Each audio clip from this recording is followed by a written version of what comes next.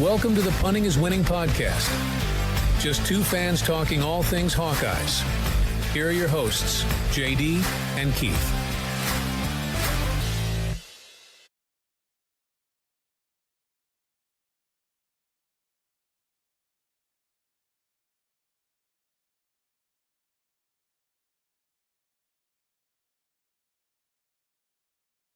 Welcome back, Hawkeye fans, to Punting is Winning, the All-Iowa podcast. We are your hosts, Keith and JD.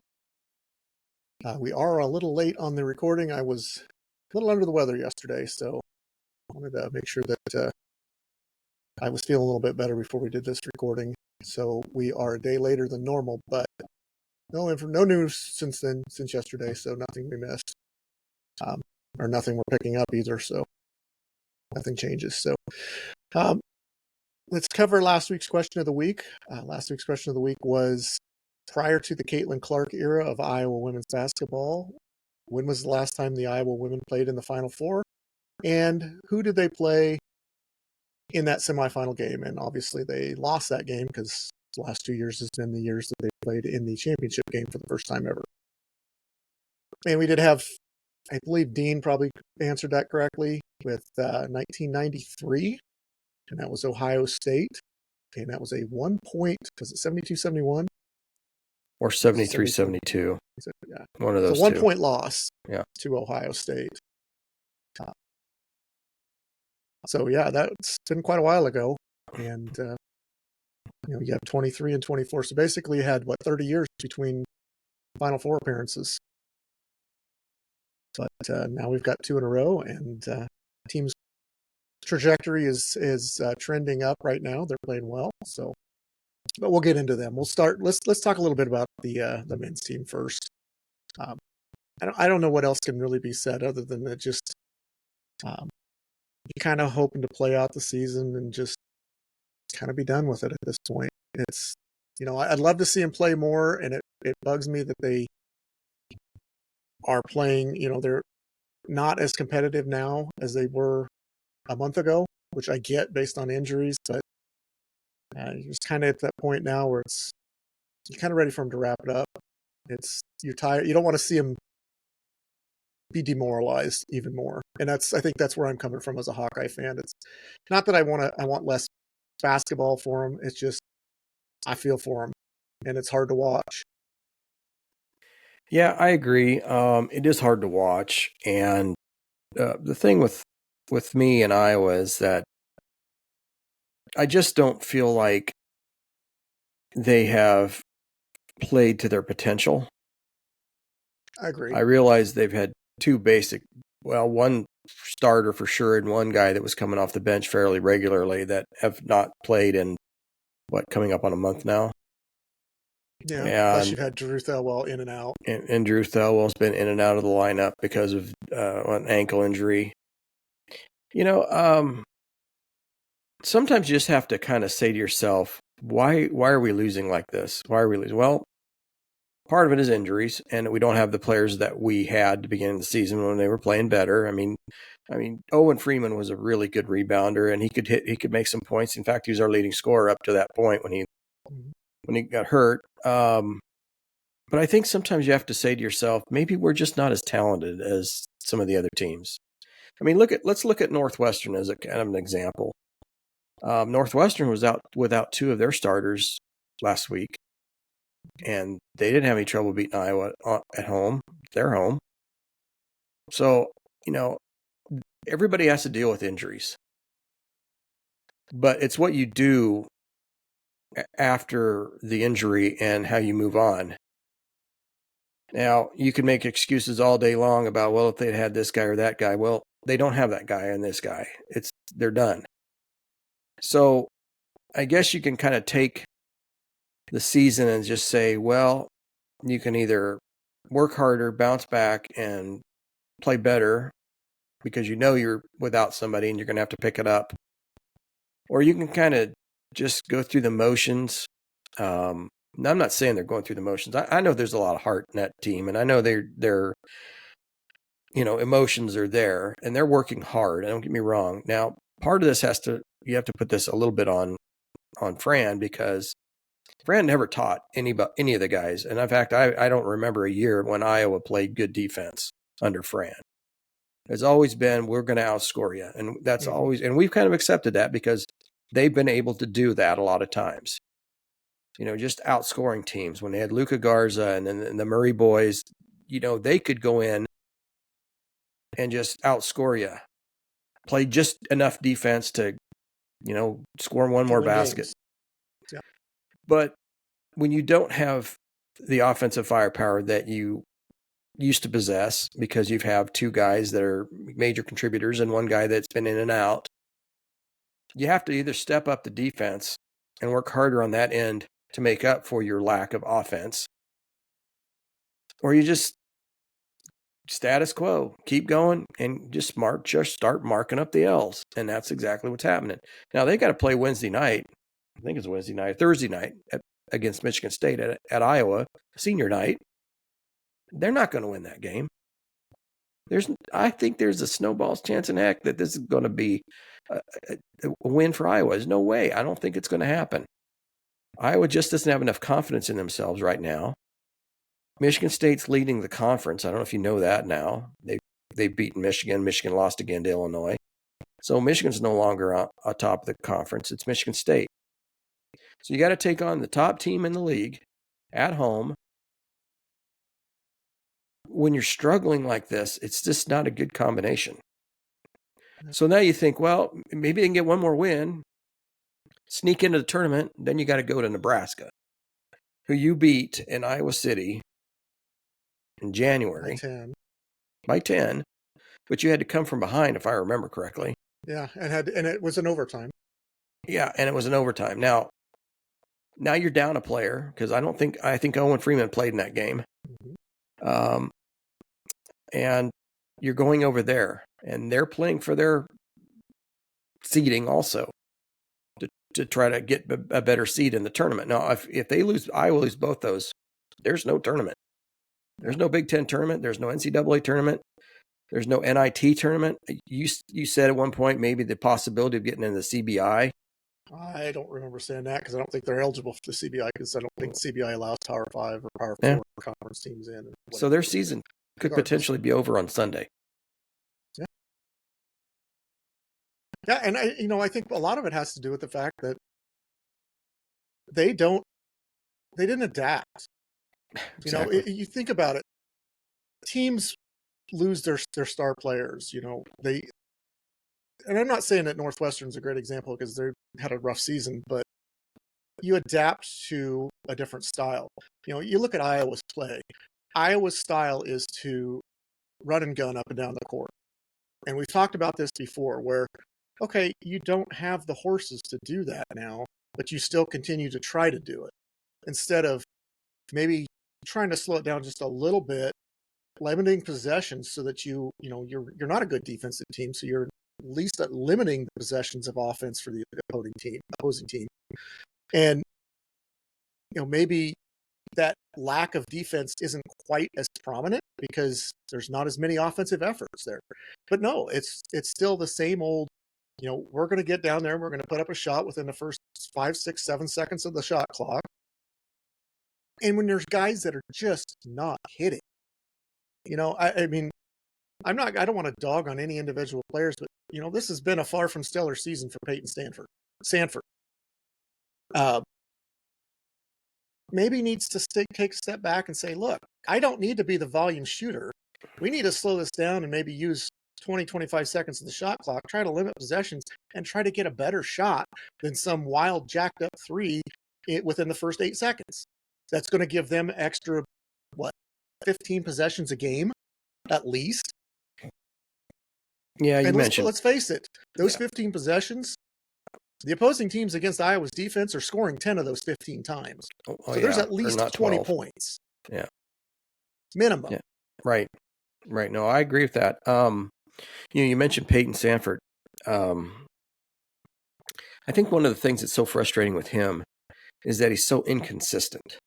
He could knock 27 or even close to 30 points a game at some points, and then, come home or go on the road and score 5 or 7 or 3. but then the next game he shoots, 26. It's that lack of consistency. I think sometimes he's a little bit too quick with the shot. Mm-hmm. And I know that's his game, but by the same token, sometimes you have to understand if you're not making those shots, let's slow it down, work for a better one. Or get somebody that is making those shots. Or, somebody that has been. How about this? Instead of going down and thinking I'm a 3-point shooter, I've got to put up a 3, you're a pretty good slasher and drive and kick kind of guy too. So maybe get your offensive jumpstart that way. Get a floater in the lane. Get an easy 8 to 12 footer that gets your mindset right. Oh, okay, now I saw the ball go in the hoop. Now I'm feeling a little bit better, and now I start to expand my range a little bit. Now my 3-point shot's dropping again. You hear it talked about all the time on broadcasts. Like I listen to, like Robbie Hummel say it. The guy just needs to see the ball go through the hoop. Maybe that's from the free throw line. Maybe that's from a 5-footer or something.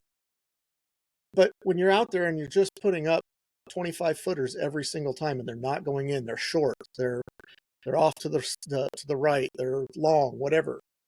Try something different. Try to work for a better shot, then work your way out. Play inside out, not outside in. And that's just the biggest problem is, oh, well, we've got to go down. Now we're down by 10, we're down by 12. Well, honestly, a lot of times in a lot of games like that, when Iowa's down by 12 or 15, it's really the pace of their play really only makes it feel down like they're down by 8. Because they can make up 7 points pretty quick. And we've seen it happen. But I guess I'm advocating more for, hey, let's slow it down and try to limit possessions when you know you don't have the horses to do it. And especially if you're not feeling it that night. If you're not shooting worth a darn, you know it right away. As a shooter and as a basketball player, you know when your shot's not there. Work for different shots, work to get other people involved, slow it down. Don't sit up there and say, well, it's my team. I got to put the team on my shoulders and I'm going to shoot 2 of 20 tonight. That's not going to help the team in any way whatsoever. Oh yeah, you put up 20 shots, you made 2. Whoopee. You had 5 points. You're not helping. You've actually, those 18 shots that you missed led to 20 fast break points. Yeah, we'll see that later on here when I get to talking about the stats. Yeah. Let's do that real quick. Iowa had an 0-2 week. Spoiler. Tuesday night, Iowa lost at Illinois 81-61. Illinois led by 7 at the half, 37-30, then outscored Iowa 44-31 in the second half en route to a 20-point win. Iowa was led in scoring by Brock Harding, 16 points, Peyton Sanford, 7 rebounds, and 4 assists. Iowa shot 42% from the floor, 33% from the three-point line, and 78% from the line. Iowa out-rebounded the Illini 34-29, which doesn't happen often. The problem was that they suffered 16 turnovers while only taking 5 from Illinois. It's hard to win when your best three-point shooters combine for a 2 of 10 from 3. Mm-hmm. Iowa slips to 15-13 and 6-11 in the conference through that game. Yeah. I mean, not good. 2 of 10? How many That's of not those? very good. How many of those did Josh Dix take? 1. He missed. He made 1. He's 1 for 4, and Peyton was 1 for 6. I mean, it's just, and that's not quite as bad as I would have anticipated it being. As far as I see a lot of 2 of 12s, and when Peyton's not on, and yeah, I get he's a volume shooter, and I hate that term as volume shooter, but just because you're a volume shooter and whatnot doesn't mean you sit out there and you take 15 shots when you know you're not on. Do something different. It's the definition of insanity is doing the same thing over and over again, expecting a different result. Mm-hmm. And that's exactly what they do game in and game out. We're going to run them and run them and run them. Well, you don't have the scoring power to do that right now. You don't have the bench to do that. Mm-hmm. You don't have the guys on the bench that can do that. Yeah. I mean, if you had a guy on the bench that was come off the bench, it was a 15-point scorer or 12-point scorer or whatever. Okay, maybe you try that a little bit more, but who's your bench player that's your best bench player? Price? Is he averaging what, 9, 10 a game? Something like that? I don't think it's 9 yet, is it? I mean, Dembele averages what, 5 or 6? Yeah. Mulvey doesn't get enough time to average more than about 4 points a game. Evan Bronze has played a lot better over the last couple of weeks, so he's probably averaging close to 10 a game, maybe. I'd actually like to see Carter Kingsbury shoot some more. Who else is helping? And then when you throw on top of that your best players on your offensive side in your starting lineup are putting up 20% from the 3-point line, putting up 5 points and 7 points each, you're not going to win games. And, we talked about it last week. Guys getting just the minutes that they get are just, hard to explain. I can't wrap my brain around why, maybe it's injury, maybe it's attitude. I don't know. I mean, if it's attitude and you're setting them on the bench to quell a bad attitude, okay, I'm fine with that. I will take a loss to quell a bad attitude because you don't want that. You don't want some dude on your bench that thinks that they're, the be all end all. But I don't know if that's the case. So from an outside perspective as a fan, I'm looking at this saying, you've got athletes and guys that you should probably be using as a little bit more of a focal point sometimes that are barely seeing the court. Or they're not part of the offense. Or when they are part of the offense, the first mistake they make, they're getting pulled out. Yeah. I don't know. Well, we talked about it a few weeks back that I didn't think that he was going to be gone. I have changed my stance. I think it would be very difficult for me to see him back next year. Yeah, I was actually going to save this conversation for after the next game, but we'll talk about it right now. Yes, if you lose to Michigan State and Nebraska and you do not make the Big Ten tournament, that means you are obviously one of the bottom 3 in the conference. Mm-hmm. Iowa's too proud of a program to allow themselves to be in the bottom 3 of any conference at any sport. It should not happen. I think he's forcing Beth Getz to do what she doesn't probably want to do. Either terminate his contract or he's planning to retire already. Well, let's hope for the retirement. That way Iowa can cut it clean, move on, have the money, not to have to pay him because he retired, he quit on his own. You don't have to pay that contract. Then find somebody else that you can bring in. And, there's already, I think I heard 5 already jobs open.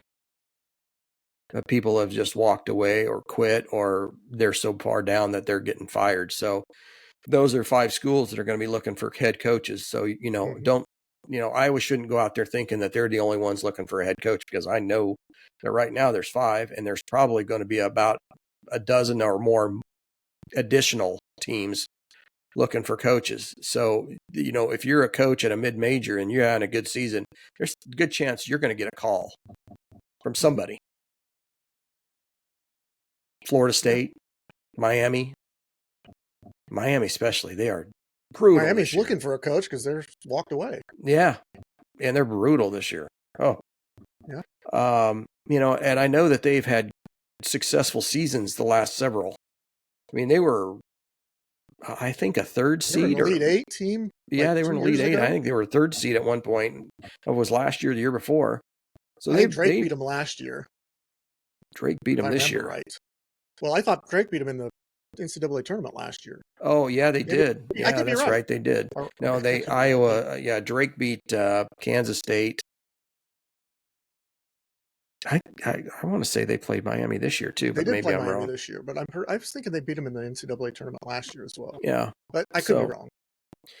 Yeah, so you're going to have to probably make that decision fairly quickly, and by losing out and not going to the Big Ten tournament, that might get you sped up a little bit and get you a little bit ahead of some of these others that maybe are in their tournaments. Maybe there's teams like that there's conferences that everybody plays in the tournament, not like Iowa, in the Big Ten conference where they only take 15 out of the 18. And I get it. I understand why. I think with Fran kind of doing the whiny thing about you should let everybody play. Well, if you were, 6th or 7th in the league right now, you wouldn't be saying that. Yeah. You keep your mouth shut and just say, well, that's how it is. But that since you're right there on that, right now you're under the line, I think. Yeah, if you're not, you're 14th out of, 15th out of the 18 or whatever it is. You just drop one more game and you're probably in it. Yeah, you just have to. I think it would be better for Iowa to go, and I'm not saying that they should just go out there and tank. Don't get me wrong. Put your best effort forward, obviously. But if they don't win, I don't think it's the end of the world, either game. And if they're in and not in the tournament, it's not the end of the world. I think that actually will give you an opportunity to get a little bit ahead, like I said before. Get out there, start contacting coaches that you may be interested in. Just send them a letter. Nothing has to be, they don't have to answer until after they're eliminated from whatever tournaments they're in. Mm-hmm. But at least that way they can say, well, I got a letter from Iowa 3 weeks ago or a week ago. I want to open that up now, or I've already opened it and I didn't want to give a response while I'm still coaching. Now I can give a response. I don't like where I'm at, or I love where I'm at and thank you, but no thank you. We need to get ahead of this thing. Beth needs to get ahead of it. I mean, this is an opportunity to really get ahead of this. And I think instead of, like, I'm sure Miami will be one of those teams that'll be looking for a head coach, but at least they'll get to play in their own tournament. Yeah. Well, so I don't know how that works in the ACC. I don't know if that's I thought there was is there a cutoff? Such. Yeah, some of those other conferences have that same stipulation. I follow the Big Ten. I don't follow a lot of the others.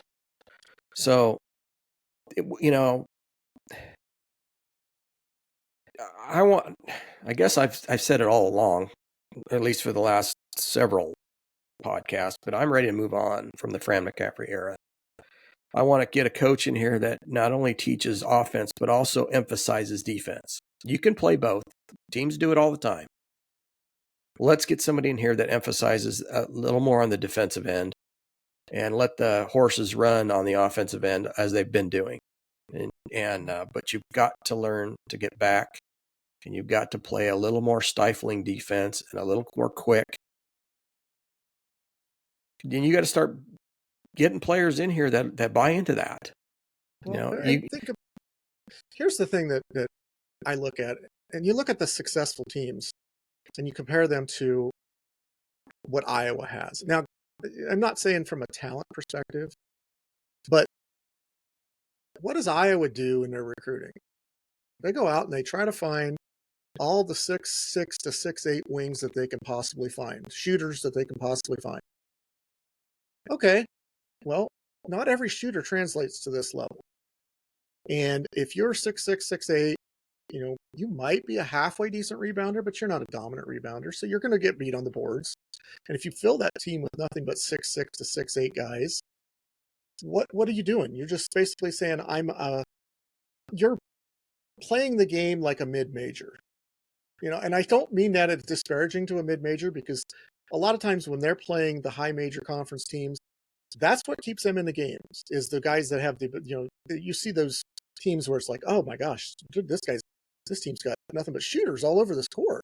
They're not going to out-rebound you, but they're going to outshoot you if they're on. And that's how you see these teams get upset. But that's what Iowa's trying to do, and they're not doing it with the most talented players in the world either. And I think there just needs to be a different mindset going forward of what type of team needs to be put together. Put together a traditional team. It doesn't have to be the traditional, you've got to have a 7-foot or 7'1" center, and then you've got to have a 6'10" power forward, and you've got to have this small forward. And then, no, you don't have to have it that way, but at least have, you've got quick guards, you've got some shooters, but you've got some size inside that knows how to play in the post. Iowa has nobody that really knows how to play in the post right now. Owen Freeman was the only real post player they had. Now, Evan Bronze has shown that he can do it, but there's a reason, and that's not disparaging or anything against Evan Bruns, but there's a reason why he's a non-scholarship player. And I don't mean that to slight him in any way, because he's played well and he's helped them. And maybe it's a situation where he should have got a little more play and a little bit more work with. But you don't have a low post presence. So you're already out of rebounding position with most players. And you're relying on the long kick out rebounds off the missed threes. Well, the other teams aren't getting those. They're not missing, for one. And number two, they're not always taking the threes like that. They're getting the ball inside because they know you have no size. And they're taking advantage of your roster makeup. And that's where I think there just needs to be a complete and total overhaul. Yeah. Got to play defense. That's my thing. If you were to take and look at the stats for the Big Ten and rank all the stats, offensive, you see Iowa pretty high. Defensive, you're going to see them really low, really low. In fact, there might be some stats that they are dead last, and I think they're probably maybe more than one. What was and that? You just can't have that. What was that line out of Moneyball? There's every team. There's 50 feet of crap. Then there's Iowa's defense. Yeah. Yep. So Iowa had a chance on Friday night at Northwestern to get a win to kind of keep them above the bubble. Northwestern led by 4 at the half, 30-26, but then outscored Iowa 38-31 in the second half en route to a 68-57 win. Iowa was led in scoring by Drew Thelwell with 14. Peyton Sanford led Iowa with rebounds with 9. Brock Harding created 7 assists. Iowa shot 36% from the floor, 32% from 3, and 70% from the free throw line. Northwestern out-rebounded Iowa 38-29. Both teams had 6 turnovers, which is very good. Iowa falls to 15-14 and sits currently at 6-12 in the conference. The next game is a home game with Michigan State on Thursday. That is also senior night. Michigan State is 24-5, 15-3 in the conference, and now leading the Big Ten, and Iowa will finish on the road at Nebraska on Sunday. Let me ask you this question. Sure. Didn't Drew Thelwell had like 11 points in the first half?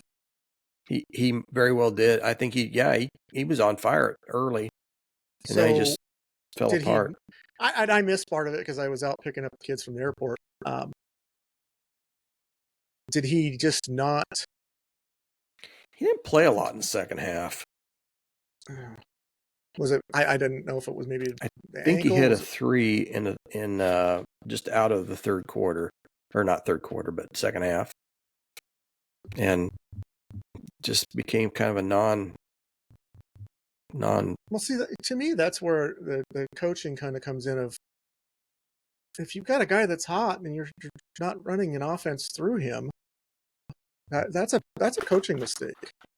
We've said it before, and I remember it used to be a joke way back in the day. Oh, somebody would get on a streak and score 8 points straight, so you got to pull him out of the lineup, set him down to cool him down a little bit. You don't want to have that kid stay hot. Right. Kind of that same feeling is, why do you go away from your hot hand and you go back to, well, this is your team, you need to shoot more. That seems to be that's what's going on is guys are taking a little bit of the shine away from somebody. Well, I'm the pro prospect. I don't know. I'm just spitballing here. I could be wrong, but it just seems like they just don't play to their strengths at all. Well, maybe there should be a rule, an unwritten rule, that if you're on a hot streak, that you either take yourself out, or if you're so dead tired that you can't go on anymore, then you get taken out. Yeah.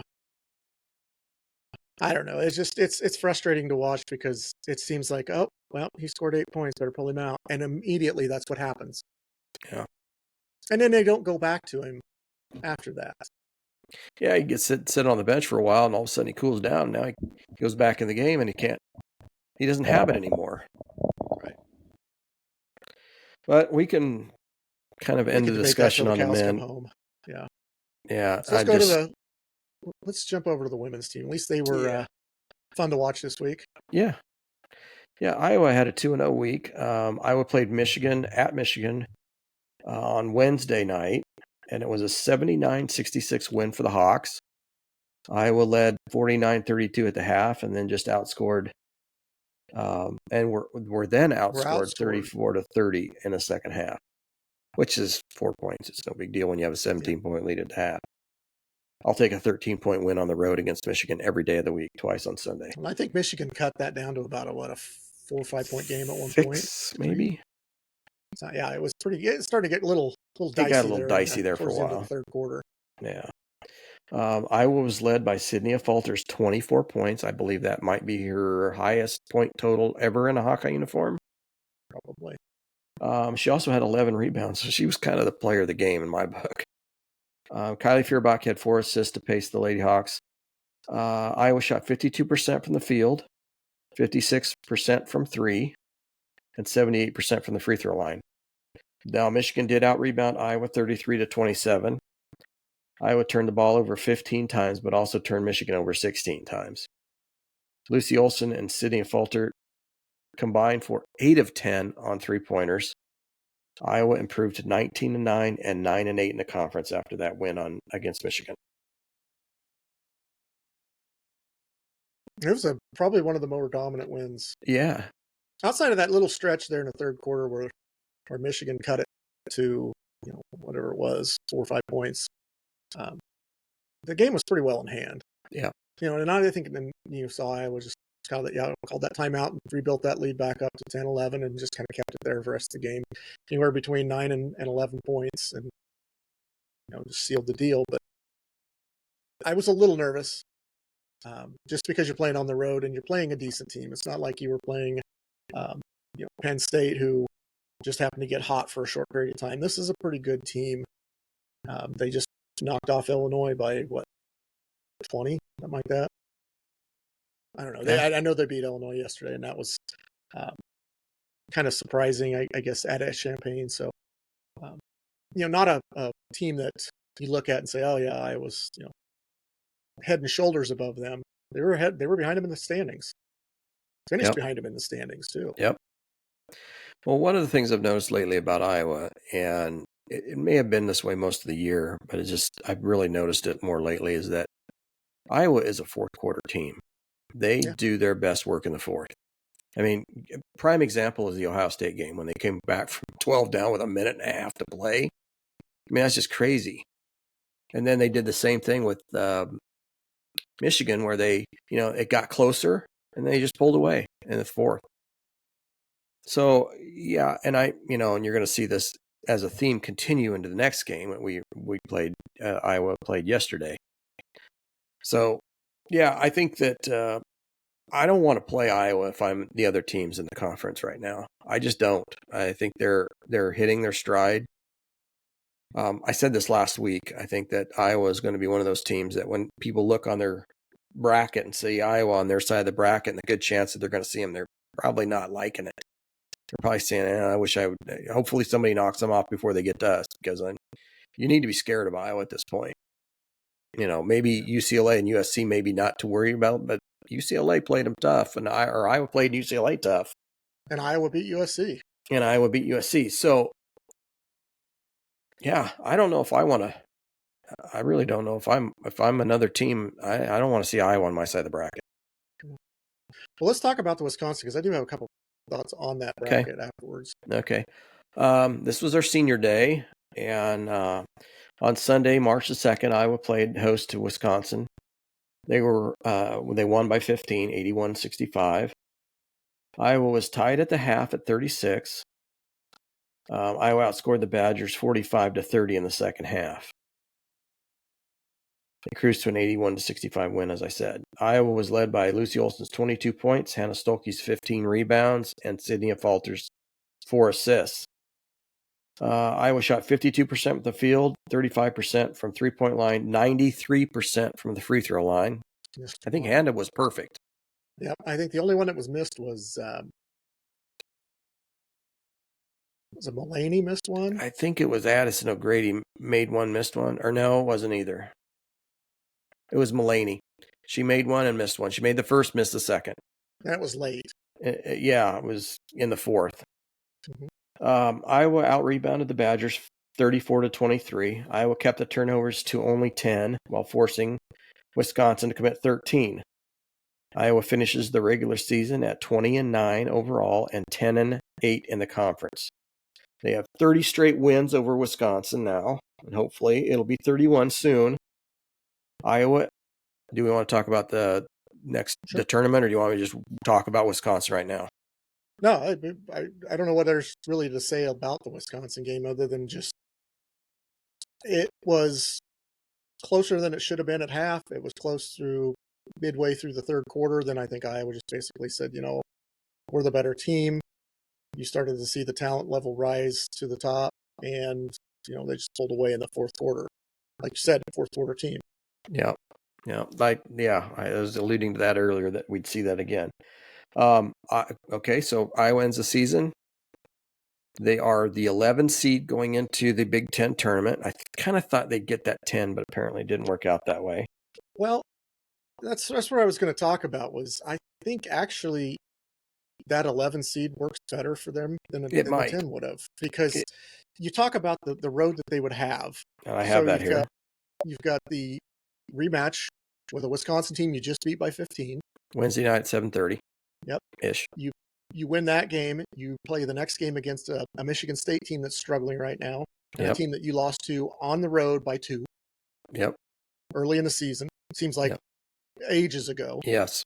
One of the first games of the Big Ten season. You get an Ohio State team that you just lost to, that you probably got circled of. You want a little bit of payback for that, because you probably felt like you let that one slip away. Then you would play like in UCLA or potentially, most likely. Whereas if you had the 10, that third game would be against UCLA, and that second game would not be against Michigan State. It would have been against Indiana. Is that right? Maybe, or Maryland, something like that. It was basically the route that they have now seems to be a more favorable bracket than if they'd have gotten the 10. So at first, I was irate at the fact they got an 11. I was like, man, because you think 11 in the Big Ten, it's like, man, that's a really low seed. But you think, okay, well, 16 teams, 15 teams in the tournament. I guess 11 is still kind of low, but there's 18 teams in the conference, so you did still finish ahead of 7 others, and you were right there tied with a bunch of other teams that you just didn't have the tiebreaker against. Yeah, if you had the tiebreaker against a couple of those, you're upwards of possibly a 7 seed. The Oregon, was it Oregon, Illinois, Michigan State, something like that? Maybe Oregon, Michigan State, Indiana, something. I don't remember. You could have climbed up 3 spots with 1 win. Yeah, basically. 1 more win. Yeah. Yeah, I did see something on the internet about, I think it was the Big Ten Network released their final Big Ten power rankings for the women.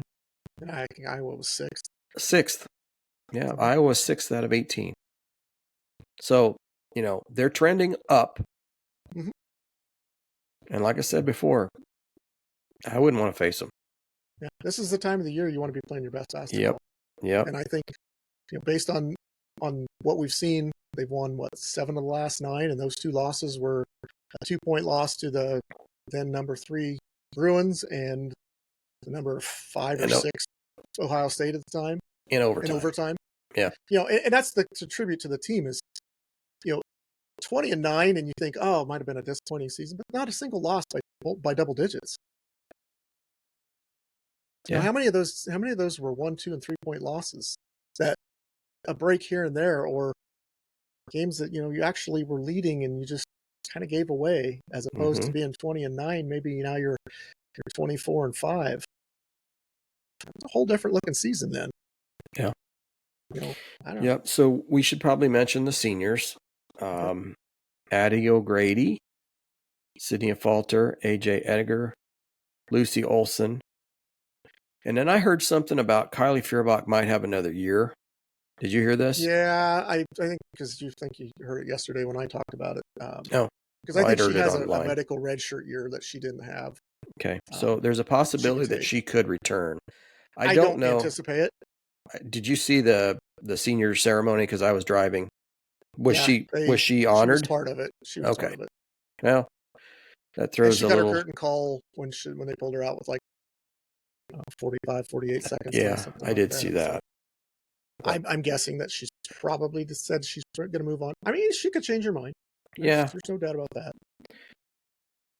I'd play as long as I could, personally. Yeah, but sometimes you just want to get your career started and you want to get on with life, and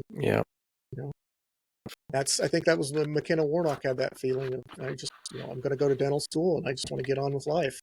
Yeah, basketball is not my life. It's fun, but I need to start making a living. I need to start living my life. And to each their own. If you can identify that as a player and say, yeah, I'm ready for it to end. I've had a great run. I commend you. Well, Iowa's defending their Big Ten tournament title. 3-time champions. 3 times in a row. This will be the 4th. It's going to be an tough. awful hard hill to climb. Yeah. I mean, you think about the last 3, they were lower than a 4 seed maybe? 2 or 3 would be the lowest, I would have thought. But you're going to have to win 5 games in 5 days to win it. Mm-hmm.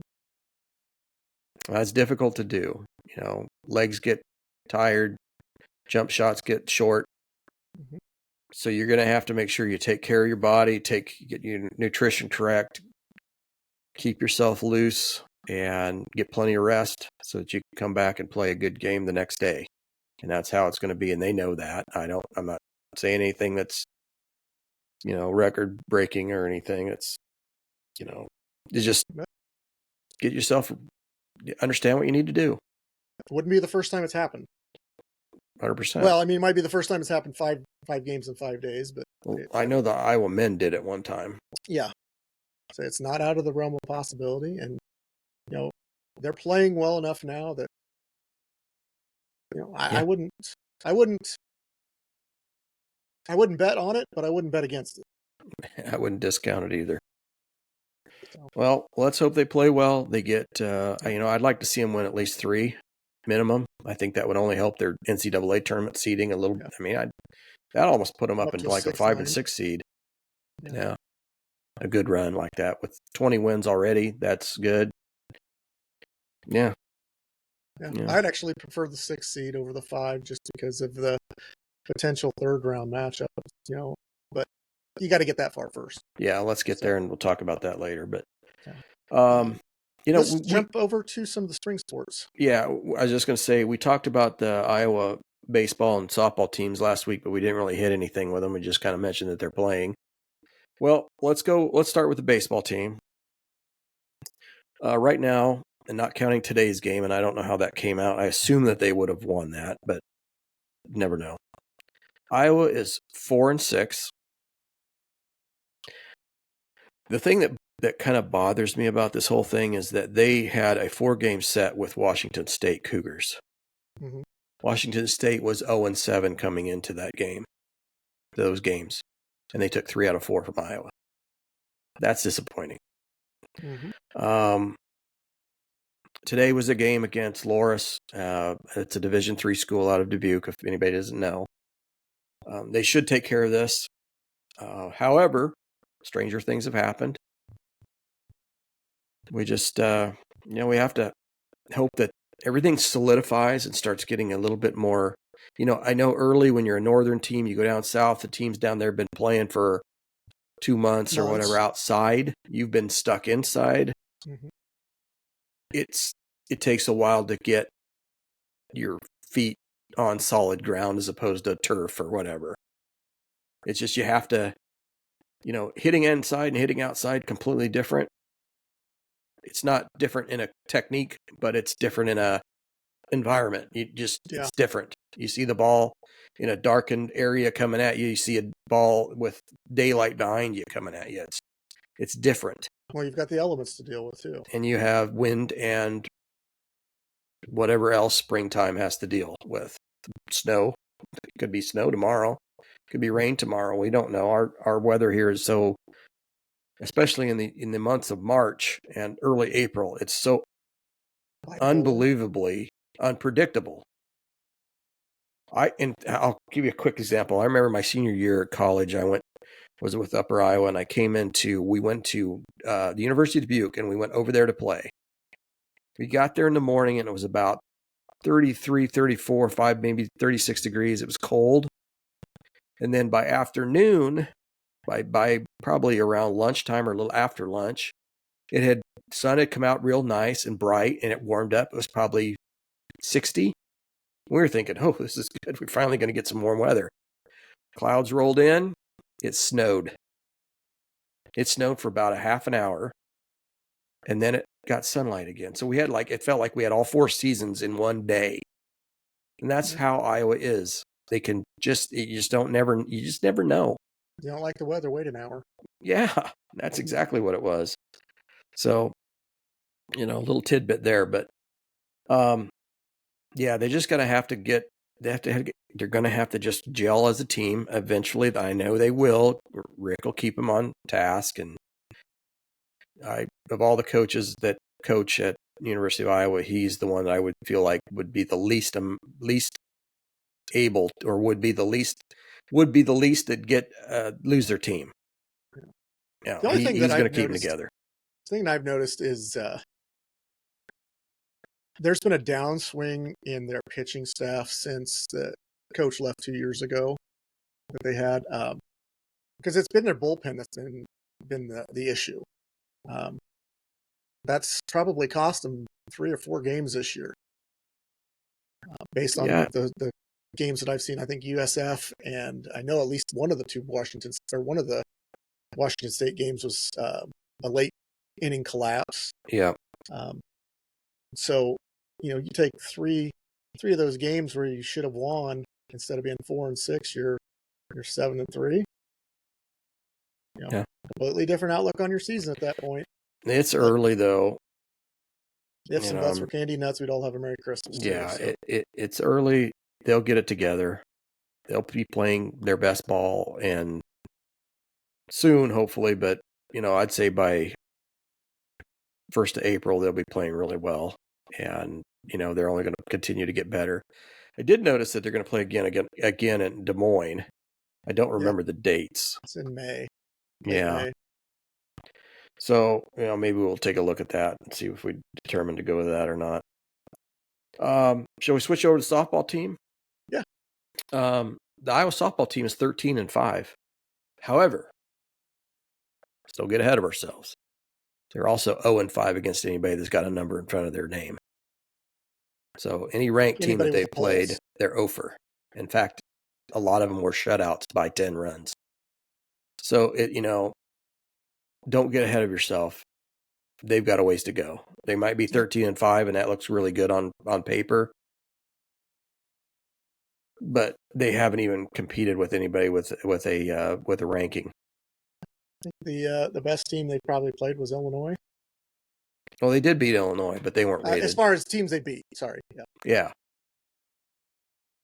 So, but I believe they played Arkansas. I know they played Arkansas. Yeah, they got beat like 11-0. Yeah, that's pretty bad. I saw that the other day. There was another game, then they got beat 14-1, and that was at somebody. I didn't look at all their schedule, but I know they've played a couple of SEC teams. So I know they played Arkansas twice. And then you just told me something before we came on. I want you to kind of, if you could, explain what you're telling me earlier. I was reading that the head coach has taken a leave of absence this year for whatever reason. I don't know. And the interim head coach just walked away from the team right after the Illinois game, is my understanding. So they're on the interim head coach. It's not like, this guy was walking away from a team that was 0-15. People have said that I've read said that guy's got a little bit of anger issues, perhaps. Doesn't take to conflict very well, perhaps. So I don't know if there's something going on there, but from everything that I've read, he just up and walked away. Said he was done and quit on the team. So personally, when you do that, my feeling is I hope you never get another job again, because you don't need to be around young people totally like that. Disrespectful to your employer to just, and I don't say that in a sense of like a business employer. I look at it in more of a sports aspect of, you're walking out on not just the University of Iowa, but you're walking out on the 18, 20 girls, whatever's on that team that rely on you. And you're putting them in a situation where they have nobody. Now they've got to look to find somebody else to replace you. That's selfish in my book. If you don't like what's going on, you write it out, you quit at the end of the season, you say, this just isn't working.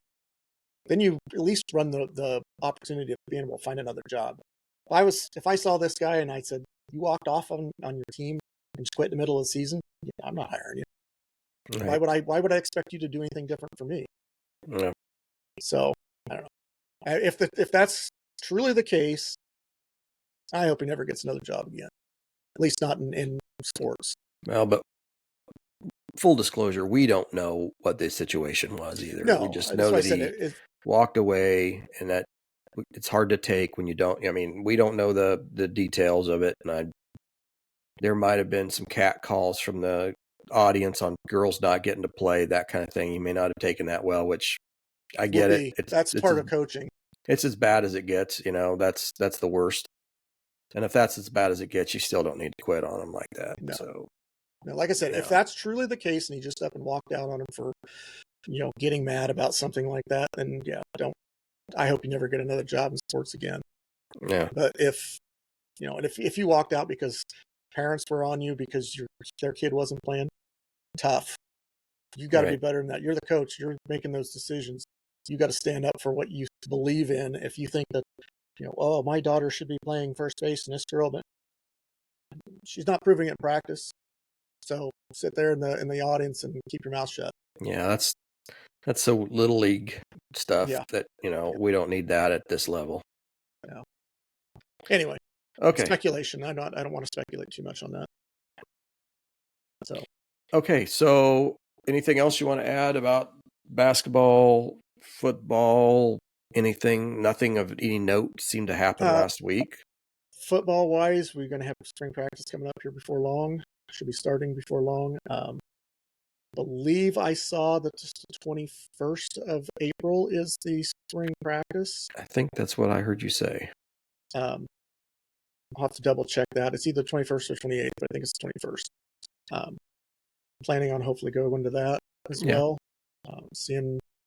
I have to feel that it's going to be a completely different look than it was last year, because obviously you're going to have a completely different quarterbacking situation than you had last year. Hopefully it's a little warmer than it was last year, because last year it was a little on the chilly side. Yeah, it wasn't. When the sun was out, it wasn't too bad, but the wind was kind of bitey. But, that's what you get in Iowa. All right, well, let's wrap up on a new question of the week this week. Let you run with that. Okay, when was the last year? This is the question of the week. When was the last year that Iowa did not have a player selected in the NFL draft? It's a football question, by the way, those that are confused. Yep, that's why I led into that whole spring practice thing, to lead into that question. So I'm not going to give you any hints. This is not that tough to look up, but by the same token, if there's probably half of our audience that probably wasn't even alive then. Yeah, I was, no, I'm not even going to give you hints. So, all right, well, let's wrap up on that. Let's, reminder to give us a like, thumbs up, subscribe. We got a couple new subscribers over the last week, so appreciate that. Thanks for listening, and I'd like to get to 50 soon. Yeah, would love to get to 50. I'd love to keep growing the channel in small ways. I take leaps and bounds too. Doesn't matter to me. Yeah. And I did not get stuff out on some of the media last week. I just, with traveling first part of the week, I just got too busy and just couldn't get it done. But I don't have that scheduled this week, so I should be able to get stuff done. So keep an eye out on TikTok, Twitter, Facebook, Spotify, YouTube Shorts, all that stuff, YouTube Shorts. Just anywhere where you can see our content, keep an eye out for it. It'll be there this week. I promise that part. Other than that, we still do have our merchandise store available. If you're wanting to buy anything, I don't know, you don't have our official stuff on today, and I don't either. But there is some pretty nice stuff out there if you're interested. Those proceeds do go to the Iowa Swarm. We will donate those to just to the Swarm effort. So anything that comes in for that, you're helping out the Iowa Athletics and helping us bring in better players. So that's all I've got. Yeah. All right. Well, We'll be back next Sunday. Yep, back on Or regular Monday. schedule this next week. So, yeah. Well, I'll say we round it up on a Go Hawks and get out of here. Sounds good. All Go right. Hawks. All right, Go Hawks.